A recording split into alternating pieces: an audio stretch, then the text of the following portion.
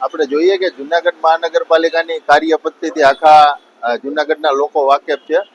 ત્યારે જોઈએ કે અવારનવાર કંઈક ને કંઈક કામમાં અવનવું થતું હોય છે. ત્યારે આપણે જોઈએ કે જે ઝાંઝરડા રોડ છે ત્યાં ડામર રોડ છે આજે ઓગળી અને ઓલો કીચડ જેમ હોય રોડ ઉપર એમ કીચડની જેમ ફેલાઈ ગયો હતો અને લોકોના ટાયરમાંથી ઉડી ઉડી અને એકાબીજાને આપણે જોઈએ કે આ ડામર અતિશય વધારે ગાડીઓ સ્લીપ થાય એ રીતના આમાં પથરાઈ ગયો હતો.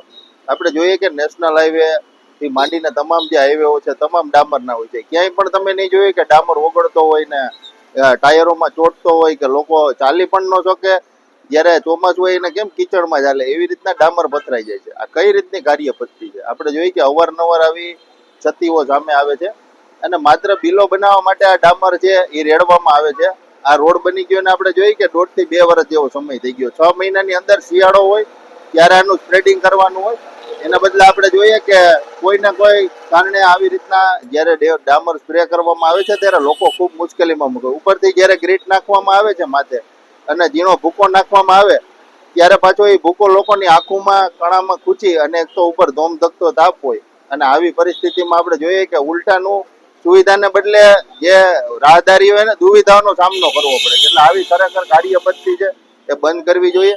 અને આ ઝાંઝરડા રોડ ઉપર આપણે જોઈએ કે અતિશય મોટી માત્રામાં લોકો અવર જવર કરતા હોય એટલે એના આરોગ્ય સાથે પણ ચેડા ન થાય એ બાબતે કમિશનર શ્રી આ બાબતે જરાક વિચારી અને આવી ફરીથી પાછી આવી કાર્ય પદ્ધતિ ન થાય એ બાદ તકેદારી લે એવી અમારી કામગીરી ક્યારે કરવાની હોય?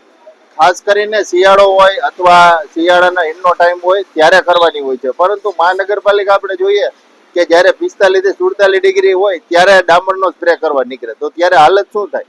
એ ડામર મોટા ભાગનો તો લોકોના ટાયરો વાહનોના ટાયરમાં ચોટીને વયો જાય છે. તો એને સ્પ્રે કરવાનું કારણ શું?